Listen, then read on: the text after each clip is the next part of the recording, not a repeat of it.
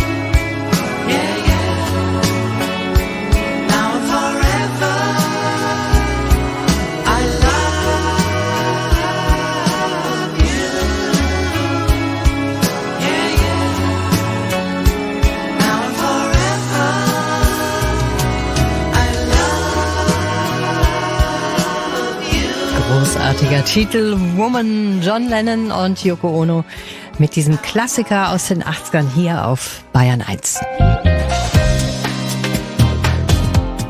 David Garrett sitzt hier bei mir auf der blauen Couch, der Meister des Crossover, der Verbindung von Popmusik und klassischer Musik. Jeder kennt ihn, sage ich jetzt einfach mal so. Und ja, viele wissen auch sehr vieles von dir. Aber du hast jetzt ein Buch geschrieben, David? Ja. Mit dem Titel Wenn ihr wüsstet. Ja. Und das sagt man ja eigentlich, wenn man so ein kleines Geheimnis hat oder mehrere. Ja, kein Geheimnis, aber du weißt selber, dass Interviews nur immer an der Oberfläche kratzen. Außer blaue Couch natürlich. Ja, Ausnahmen bestätigen die Regel, aber man kann ja wirklich nie das erzählen, was einem wirklich bewegt. Das, was einem sehr ans Herz gewachsen ist, auch mal private Sachen, Situationen, die hinter den Kulissen passieren, das, was ich spannend, interessant finde und was mich auch als Menschen und als Musiker geprägt hat. Und dafür ist ein Interview immer zu kurz. Und sich mal die Zeit zu nehmen, und dafür hatten wir ja jetzt doch wirklich ideale Voraussetzungen, zumindest für ein Buch. Die Voraussetzungen waren grundsätzlich nicht ideal, aber zumindest habe ich die Zeit gehabt und habe überlegt, welches Projekt ich seit vielen, vielen Jahren gerne angehen würde und ich es immer auf die lange Bank geschoben habe. Und da kam natürlich als allererstes die Idee, mein Leben mal aufzuschreiben. Denn mein Leben war so schnelllebig, es ist so viel passiert in kürzester Zeit, dass ich selber gar nicht genossen habe, was alles um mich herum für Erfolge gewesen sind. Und das mal ein Stück weit zu reflektieren, dann nochmal in Erinnerungen zu schwelgen, das aufzuschreiben. Und vor allem, so ein Buch funktioniert nur, wenn du nicht dich selber zensierst. Ich war an dem Punkt in meinem Leben angekommen, wo ich mit allen Bereichen meines Lebens im Reinen war und auch mich selber nicht zurückhalten musste. Insofern so ein magischer Moment, als ich damit angefangen habe, und das hat sich wie ein roter Faden durch die fast 380 Seiten durchgezogen. Und man erfährt eben dann doch noch mal was auch über dich, was man eben nicht wusste. Fangen wir mal von vorne noch mal an. Mit 4 hast du den ersten Geigenunterricht bekommen. Mit 5 hast du schon den ersten Platz gemacht beim Jugend musiziert. Täglich 8 Stunden üben. Und wenn du, und das habe ich eben auch gelesen in diesem Buch, wenn du dann mal ein Konzert gegeben hast, dann war das so, dass dein Vater mitgeschnitten hat, dieses Konzert. Im Nachhinein eine super Sache, weil, wollte ich jetzt vielleicht nicht direkt zu sprechen drauf kommen, ich habe das als Kind natürlich nie toll gefunden, natürlich direkt eine Rezension zu bekommen auf der Nachhausefahrt von meinem Papa. Der hat das also dann während der Nachhausefahrt schon Richtig, dir vorgespielt. mit Ohrstöpsel beim Fahren und natürlich Korrekturen und so weiter etc. pp. Und im Nachhinein ist es natürlich, wie sagt man so schön im Englischen, a blessing in disguise. Als ich geschrieben habe, habe ich so viele Sachen im Kopf wieder miterlebt, auch visuelle Sachen, und ich wusste, es gibt ein so großes Archiv. Das heißt, das Buch ist nicht nur lebendig in der Sprache, sondern auch, dass man wirklich das Buch liest, allerdings auch mit den QR-Codes erlebt. Kommen wir nochmal zurück zu dieser Situation. Ja. Ihr sitzt im Auto und du bist gerade noch ganz happy über den Applaus, den du bekommen hast. Ich war nie happy mit Applaus, nicht? Weil ich von Anfang an wusste, die Kritik liegt nicht im Applaus. Der Erfolg wird nicht durch Applaus definiert.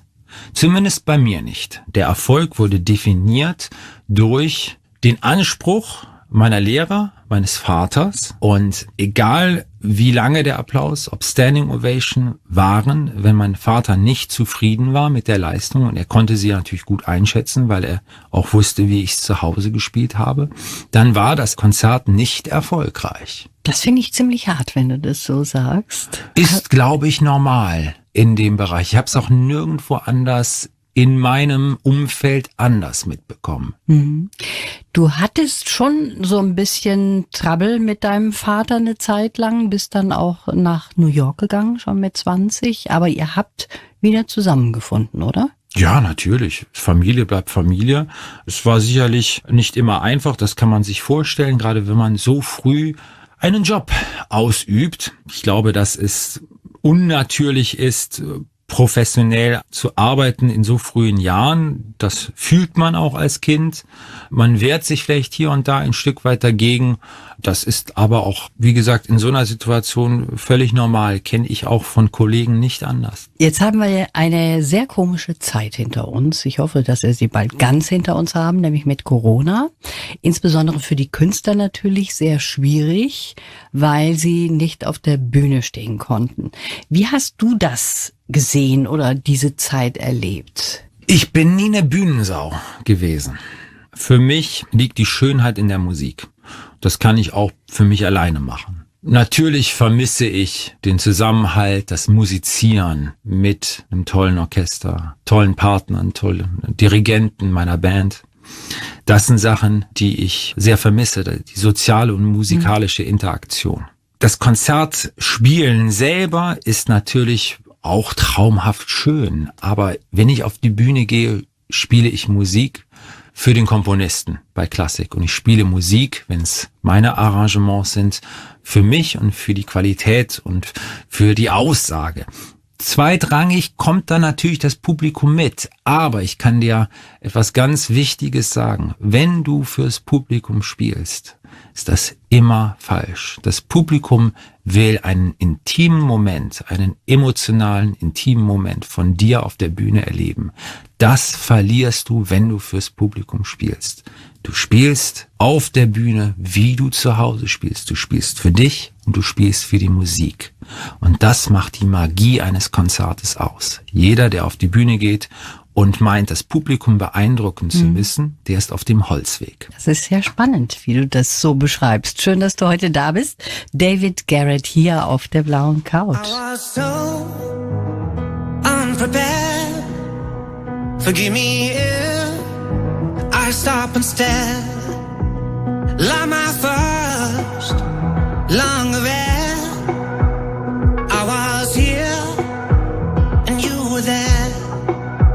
You're hitting me harder than a million goodbyes.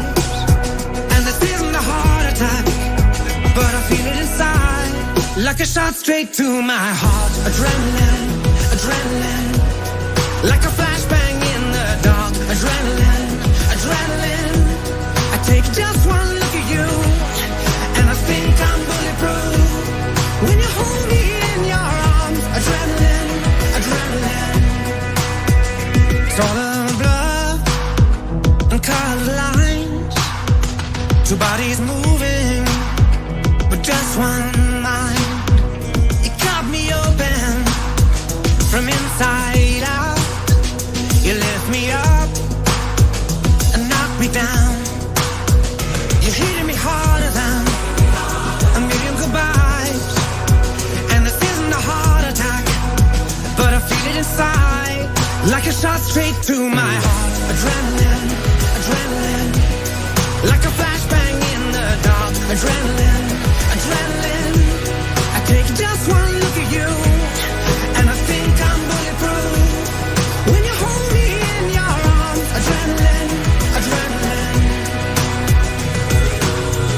and I don't care if I overdose till I'm comatose. I don't care, I don't care. Let me stare till I overload. There's no antidote. I don't care, I don't care. Like a shot straight through my heart. Adrenaline, adrenaline, like a flashbang in the dark. Adrenaline, adrenaline, I take just one look at you, and I think I'm bulletproof. When you hold me in your arms. Adrenaline, adrenaline, like a shot straight through my heart. Adrenaline, adrenaline, like a flashbang in the dark. Adrenaline, adrenaline, I take just one look at you, and I think I'm bulletproof. When you hold me in your arms. Adrenaline, adrenaline.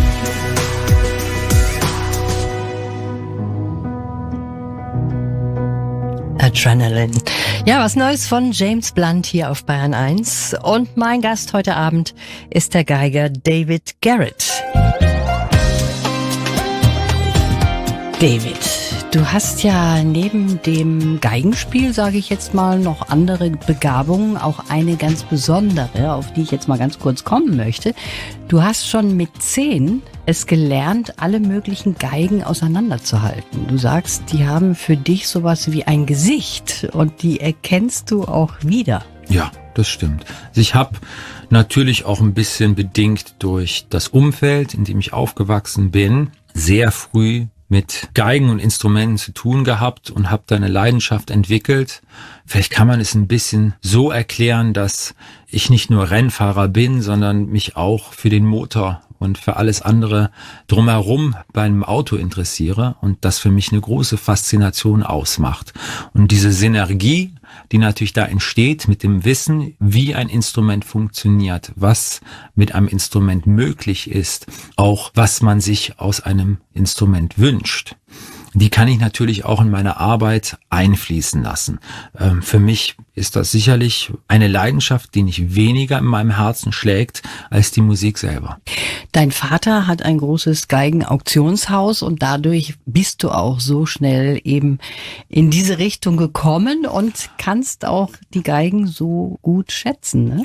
Das eine kommt zum anderen. Also in erster Linie habe ich mich einfach für die Materie sehr interessiert, außerhalb der Musik einfach für den Geigenbau und habe natürlich das Umfeld gehabt, einfach unglaublich viel Literatur zu Hause natürlich bei meinem Papa zu finden, habe da teilweise Sachen natürlich auch aus älteren Büchern dann mal mit dem Seziermesser rausgeschnitten zum Leidwesen meines Papas, aber ich habe das immer sehr gerne katalogisiert.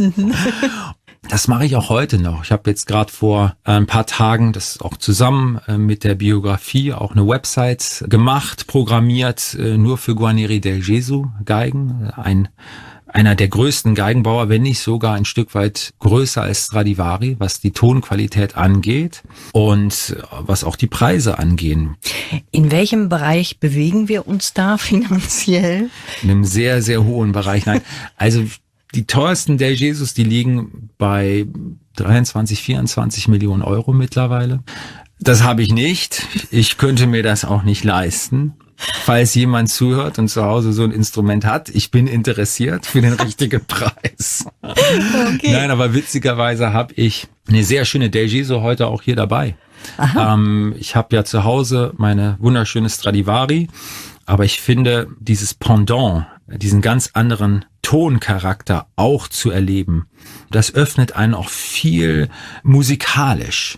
Und dementsprechend habe ich vor ein paar Monaten, ich habe einen sehr guten Draht zum Instrumentenmuseum in Cremona, sozusagen die Hauptstadt des italienischen Geigenbaus, und habe nachgefragt, ob es möglich wäre, eins der Instrumente, also eine Guarneri del Gesù, mal auszuleihen, und das hat dann funktioniert und habe jetzt dieses Instrument für ein paar Wochen schon und freue mich, das über das nächste Jahr mal näher zu erkunden und damit viel musikalisch zu machen. Und wer eine zu Hause hat und sie verkaufen möchte, für den richtigen Preis, nicht für 24. David, natürlich nur die späten Modellen, also ab 1738 bis 44. Das ist das, was besonders viel Spaß macht zu spielen. Nur falls jemand, wie gesagt, die Materie kennt. Ich habe jetzt hier einen Lebenslauf für dich. Von uns geschrieben für dich. Oh ja, daran erinnere ich mich. Und ich muss den vorlesen. Den musst du jetzt auch noch machen. Ich mache auch dir keine großen Hoffnungen, dass das sich gut anhören. Ich heiße David Garrett und meine Geige ist die wichtigste Begleiterin in meinem Leben. Zu ihrem Klang haben die Pferde der Queen getanzt. Mit ihr bin ich bei Barack Obama, Thomas Gottschalk und Oprah, ist übrigens falsch geschrieben, da gehört das H hinten ran, Winfrey aufgetreten. Wollte ich nur mal kurz sagen. Okay. Und natürlich von Millionen Fans in der ganzen Welt. Geprägt haben mich die strenge Schule meiner Kindheit, meiner Wahlheimat New York und viele Begegnungen mit den größten Musikern unserer Zeit. Von ihnen habe ich gelernt, dass auch das größte Talent nur ein kleiner Teil des Erfolgs ist. Egal, ob ich klassische Stücke spiele oder Crossover, als Perfektionist gehe ich immer bis ans Limit. Das stimmt. Sollten meine Finger mich mal im Stich lassen, ich hoffe nicht, dann übernehmen einfach die Augen. Ein Jobangebot als Geigenexperte habe ich schon in der Tasche. Naja, ich möchte es mal so formulieren, ich hoffe nicht, dass meinen Händen was passiert, aber das wäre natürlich eine wunderbare Alternative, die mir wiederum auch viel Spaß machen würde. Wie ist das mit deinen Händen? Hast du die hochversichert eigentlich? Nein, ich habe die Geigen hochversichert, weil im Endeffekt das wäre sicherlich halt ein wirtschaftlich ganz, ganz schlimmer Schlag, wenn da was kaputt geht. Dafür habe ich zu viel investiert und auch wirklich so viele Konzerte gespielt, dass das halt auch möglich ist, sowas auch für sich in den Händen zu halten. Ich bin allerdings auch etwas abergläubisch, was Versicherung der Hände angeht. Dann möchte ich doch noch mal auf die Familie auch zu sprechen kommen. Wer sehr wichtig für dich auch war, das war deine Oma. Du hast mal gesagt, das ist deine Seelentrösterin gewesen. Deine Oma ist aus der Ukraine vor Stalin geflohen in den 1940er Jahren. Das heißt wahrscheinlich auch, dass du jetzt auch einen besonderen Blick hast auf das, was da so Schreckliches passiert? Es ist schrecklich und furchtbar, diese Bilder zu sehen. Ich glaube, die sind alle herzzerreißend, wenn man sieht, wie viele Leute da vor den Zügen warten und wirklich um ihr Leben fürchten, und das mit Recht. Das ist beängstigend, weil es auch so nah vor unserer eigentlichen Haustüre ist. Ich kenne natürlich die Erlebnisse, weil meine Großmutter mir das natürlich auch das ein oder andere Mal als Kind erzählt hat. Insofern ist mein Herz natürlich bei allen, die da jetzt gerade wirklich dasselbe durchmachen müssen oder noch schlimmer teilweise. Mein Herz ist mit den Menschen. Die blaue Couch, unser Radiotalk auf Bayern 1.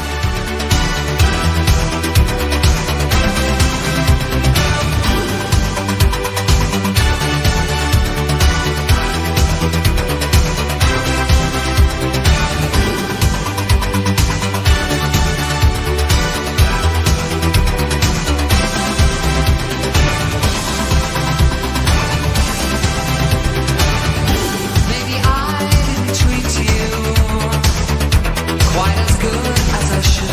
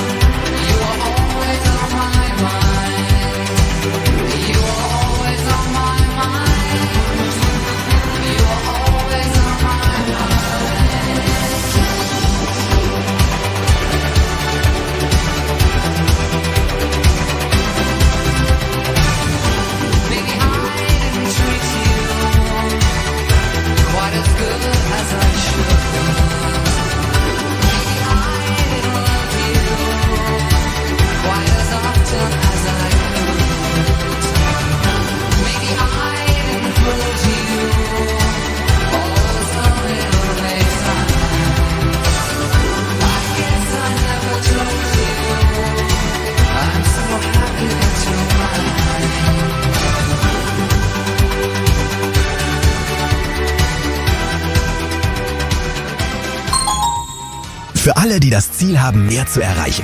Für alle Weiterdenker, Aufstiegsfans und Zukunftsplaner gibt es das Telekolleg. Erwerben Sie kostenlos die mittlere Reife oder Fachhochschulreife. Ganz einfach neben Job und Familie. Erfolgreich lernen im Unterricht mit persönlicher Betreuung und individuell zu Hause. Mit staatlichem Abschluss erreichen Sie mehr mit dem Telekolleg. Alle Infos finden Sie auf telekolleg.de. Jetzt informieren und anmelden. Und damit kommen wir kompakt und zuverlässig zum Bayernwetter hier auf Bayern 1. Heute Nacht ist es sternenklar. Die Temperaturen, die gehen runter auf -1 bis -8 Grad. In den kommenden Tagen dann viel Sonne. Ab Freitag ziehen im Westen von Bayern ab und zu mal Wolkenfelder durch und es kommt immer wieder auch dieser Wind auf. Der bleibt uns also erst einmal erhalten. Tiefstwerte nachts -6 bis 0 und Höchstwerte tagsüber 6 bis 14 Grad. Genau 1 Minute nach 7:30. Der Bayern 1 Verkehrsservice mit nur einer Meldung. B12 Passau Richtung Freyung zwischen Hutturm und der Abzweigung nach Büchelberg. Ein Unfall mit mehreren Fahrzeugen. Ausgezeichnet mit dem Deutschen Radiopreis. Die blaue Couch. Unser Radiotalk auf Bayern 1. Heute zu Gast bei Gabi Fischer, der Stargeiger David Garrett. David, du stehst auch im Guinness-Buch der Rekorde als schnellster Geiger. Steht nicht mal im Buch drin. Trotzdem, du hast den Hummelflug in nur 66 Sekunden gespielt. Das heißt, das sind 13 Noten pro Sekunde. Ja, aber ich versuche mal, deine Frage aufzugreifen. Weißt du, man rutscht in Sachen rein, die einem gar nicht bewusst sind. Ich erinnere mich, dass ich von meinem damaligen Manager Rick Blasky in London gefragt worden bin, etwas für eine Kindersendung zu spielen. Und für mich hat das die größte Faszination, klassische Musik jungen Menschen näher zu bringen. Die sehen das so selten. Es wird selten im Radio gespielt. Ich erinnere mich noch, als ich noch jünger war, dann gab es wenigstens ein Sonntagskonzert im WDR. Es ist alles nicht mehr so und es ist sehr schade. Also, zurück zu der Geschichte. Wurde gefragt, etwas zu spielen, etwas Kurzes, etwas Prägnantes, etwas, was vielleicht Spaß macht. Mir fiel direkt der Hummelflug ein, weil das natürlich auch etwas ist, was der ein oder andere vielleicht mal bei Biene Maya oder was weiß ich was gehört hat. Keine Ahnung. Es ist ein sehr berühmtes klassisches Stück und man kann eine Brücke schlagen.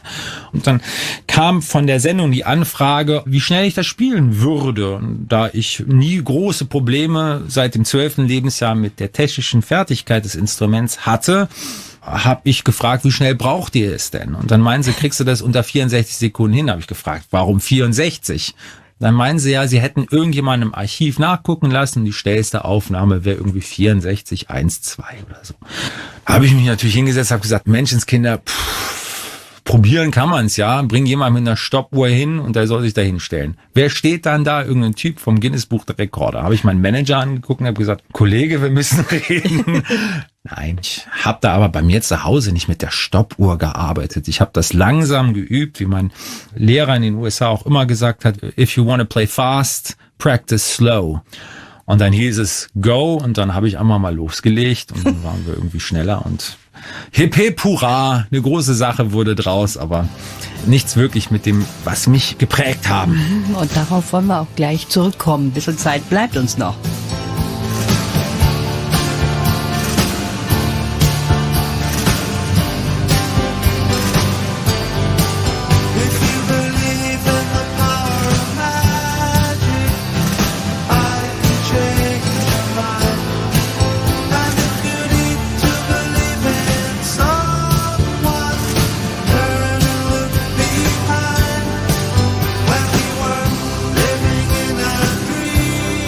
World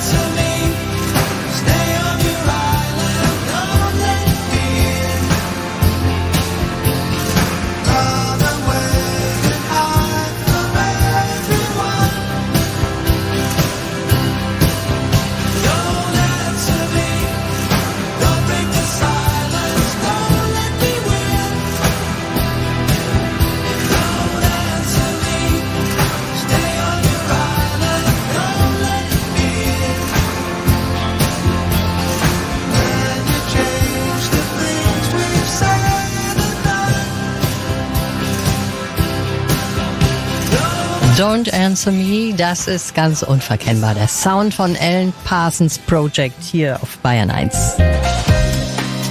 Und David Garrett ist heute mein Gast. Wir haben gerade eben schon über die Ukraine gesprochen, dass deine Oma David ursprünglich daher stammte. Jeder Mensch ist ja so oder so auch politisch. Was ist jetzt deine Meinung dazu, dass einige russische Musiker hier in Deutschland nicht mehr beschäftigt werden, weil sie sich eben nicht von Putin distanzieren? Das kann man nicht generalisieren. Es werden vereinzelt, sicherlich, das steht ja auch in der Presse, hier und da muss man sagen, man kann es ein Stück weit nachvollziehen. Jemand, der sich nicht distanziert, in der momentanen Situation ist es vielleicht gut, einen Break zu haben. Auch das Nicht-Distanzieren, dieses Schwarz-Weiß-Denken stört mich. Stell dir mal jetzt vor, lass uns mal den Gedanken ausspinnen. Ich nenne jetzt keine Namen. Du bist ein russischer Musiker. Du bist in Russland aufgewachsen. Du hast Familie in Russland. Du wohnst mittlerweile in Europa. Hast eventuell sogar vom russischen Staat ein Instrument umsonst zur Verfügung gestellt bekommen. Und hast Familie dort. Stellst du dich wirklich hin und sagst mit voller Inbrunst, was man sagen sollte? Oder denkst du 2-3 Mal drüber nach, wie es deiner Familie in Russland in 2-3 Tagen geht? Ich mag dieses Differenzieren nicht. Soziale Medien haben in den letzten 10 Jahren eins geschafft. Man ist entweder dafür oder man ist dagegen. Und es gibt nicht mehr die Grauzone. Und wir müssen uns als Menschen diese Grauzone wieder erarbeiten. Aber generell, sagen wir jetzt mal, für die Musiker, die hier sind und die eben nicht einen Teil der Familie jetzt noch in Russland haben, da ist es doch eigentlich so, dass... Was war ein Extrembeispiel? Ich versuche nur zu sagen, es gibt Momente, wo ich nicht weiß, wo wir alle nicht wissen, wie ist die Situation. Und wir schieben alles auf einen Haufen. Das ist nicht in Ordnung. Das ist nicht in Ordnung. Natürlich befürworte ich, wenn jemand die Eier auf gut Deutsch hat und sagt, oder auch die Eierstöcke und sagt, nein, bin ich absolut nicht mit d'accord und das ist schrecklich. Das ist die eine Sache und das sagen auch ganz, ganz viele. Finde ich auch toll. Was allerdings auch momentan in der Gesellschaft passiert, ist eine Distanzierung zu Russland. Es gibt einen schönen Satz, den habe ich gestern noch im Fernsehen gehört. Es ist nicht Russlands Krieg. Es ist Putins Krieg. Diese Generalisierung auf ein gesamtes Volk, ein Volk, was teilweise gar nicht weiß, was gerade passiert, die über einen Kamm zu scheren, bringt auch Erinnerungen von mir in Deutschland vor sehr, sehr langer Zeit wach.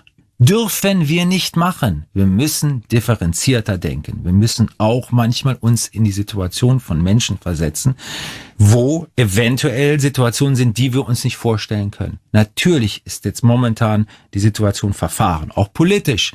Diplomatie hoffentlich muss die Lösung jetzt sein. Was ich nicht verstehen kann, da habe ich echt die Stirne gerunzelt, ist bei den Paralympics niemanden aus Russland mit teilnehmen zu lassen. Die Paralympics stehen für Menschlichkeit. Und wir schließen Menschen aus. Stück weit mehr als die Olympiade. Warum? Ich verstehe warum. Das Warum, ich bin nicht naiv genug, um das Warum nicht zu verstehen. Aber es tut mir im Herzen weh für Menschen wie du und ich, die in Russland groß geworden sind, aufgewachsen sind, nichts mit der Politik zu tun haben, und jetzt ihr Leben gestrichen bekommen von Europa. Das Herz der Menschlichkeit. Das ist doch scheiße. Das ist scheiße. Da hast du vollkommen recht. Und du hast auch recht damit, dass man differenzieren muss und ganz deutlich sagen muss. Das machen die meisten Medien aber nicht. Es ist nicht Russlands Krieg, sondern es ist Putins Krieg. Punkt.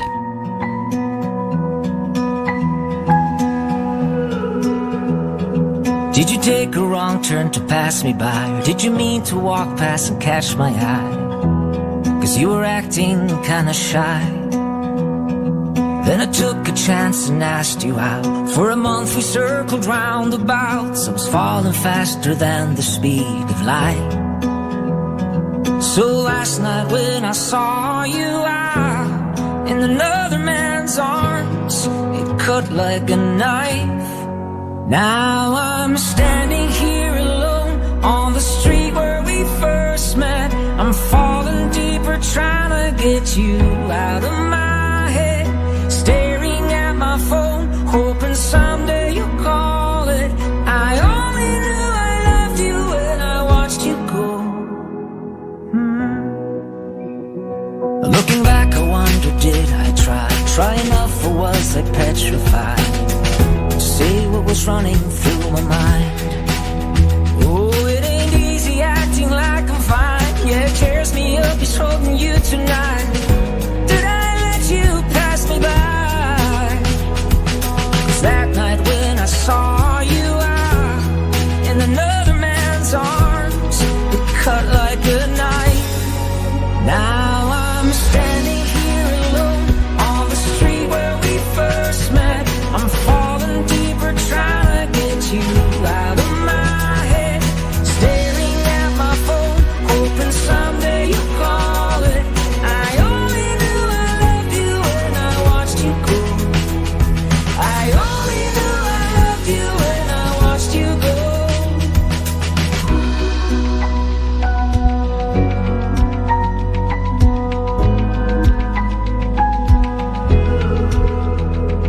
Wasn't easy acting like I was fine. For a year it tore me up inside, but I still think of you sometimes. Now I'm standing here alone on the street where we first met. I'm falling deeper trying to get you out of my head. Staring at my phone, hoping someday you'll call it. I only knew I loved you when I watched you go.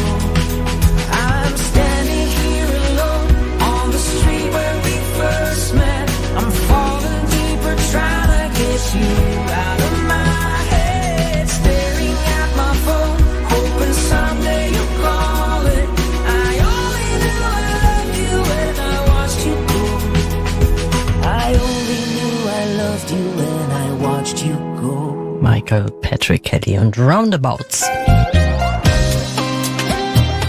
Ja, jetzt kommen wir nochmal auf dein Buch zu sprechen. Das liegt hier vor mir. David Garrett. Wenn ihr wüsstet, heißt das.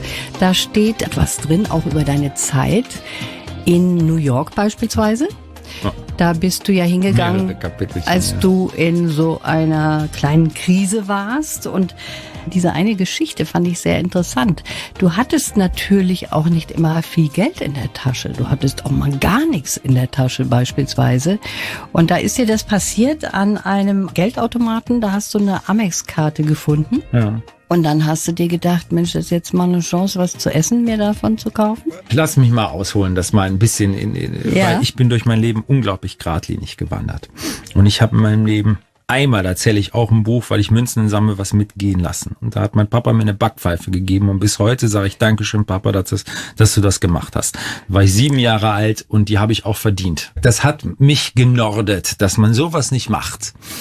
Und jetzt war folgende Situation, ich bin natürlich studieren gegangen in New York und das habe ich ohne finanzielle Hilfe gestemmt. Das heißt, ich habe Nebenjobs gemacht, ich habe am Wochenende gearbeitet und das heißt nicht Musik gespielt, sondern ich habe vom Kellnern bis zum Bartendern bis in der Bibliothek in der Juilliard School arbeiten, bis auch teilweise Modeljobs. Ich habe versucht, meinen Arsch über Wasser zu halten, mein Studium zu bezahlen. In den USA kosten Semester da $18.000.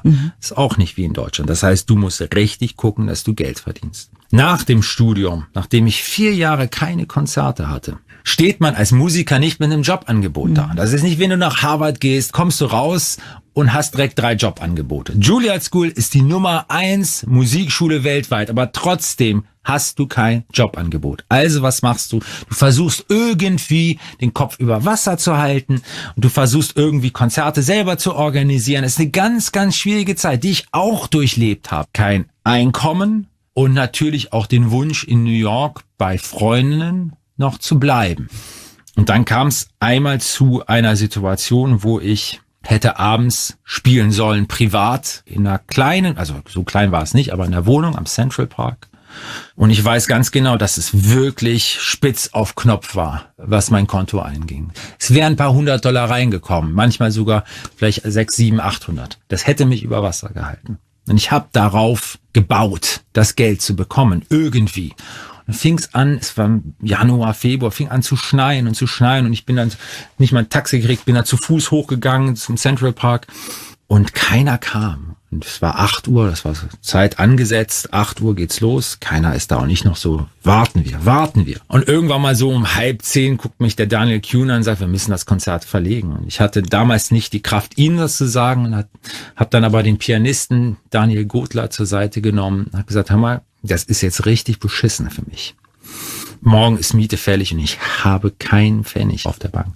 Und Daniel ist ja ein guter Freund von mir und den kannte ich schon seit vielen Jahren. Und wir witzeln natürlich unter Jungs und der meint so, hör mal, du hast ja nicht mal alle, du bist David Garrett. Du wirst doch Geld auf dem Konto haben. Und ich sag, komm mal mit zur Bank. Steck meine EC-Karte da rein, um einen Kontoauszug rauszuholen. Kontoauszug kommt, $7 irgendwas, keine Ahnung, den genauen Betrag weiß ich jetzt nicht mehr. Aber gleichzeitig höre ich ein Piepsen rechts und ich gehe so rüber und ich denke, was ist denn da los? Und es war eine Kreditkarte drin, eine schwarze Amex. Und ich habe Daniel angeguckt und Hammer, da bin ich nicht stolz drauf. Und falls die Person irgendwann mal dieses Buch lesen sollte, die $600-700, die ich fürs Essen ausgegeben habe, zahle ich gerne mit Zinsen etc. pp. Zurück.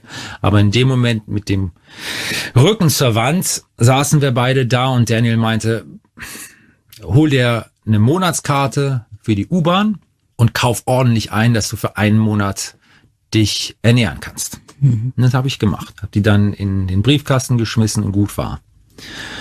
Und dieser Monat hat damals den entscheidenden Unterschied gemacht. Das Konzert wurde 10 Tage später bei Daniel Kuhn, also am Central Park, nachgeholt. Bei dem Konzert war zufälligerweise Intendant von Israel dabei, vom Israel Symphony Orchestra und Chamber Orchestra, und bin eingeladen worden, habe einen Vorschuss gekriegt. Und meine Karriere hat da angefangen. Ich habe diese Geschichte erwähnt, weil ich die ganz wichtig finde auch. Irgendwas im Universum hat irgendwann mal im richtigen Moment an mich geglaubt und vielleicht auch an mich geglaubt, weil ich gekämpft habe dafür. Eine Kombination. Ich habe gefeitet und gestrampelt, um nicht unterzugehen. Und ich glaube, Glück muss hart erarbeitet werden. Und in diesem Fall, die Geschichte zeigt, dass ein kleines bisschen von Karma da draußen existiert. Also, das sind alle Sachen, die kann ich jetzt natürlich nicht wiedergeben, aber ich glaube, so ein bisschen die Essenz der Geschichte ist rübergekommen. Ja, unbedingt. Jetzt ganz kurz noch, wir sind schon am Ende angekommen, David. Was sind denn so deine Pläne? Wann trittst du wieder auf? Wo kann man dich sehen? Wie geht's weiter? Also das wichtigste Projekt natürlich gerade für mich ist schon das Buch, da bin ich wahnsinnig stolz drauf.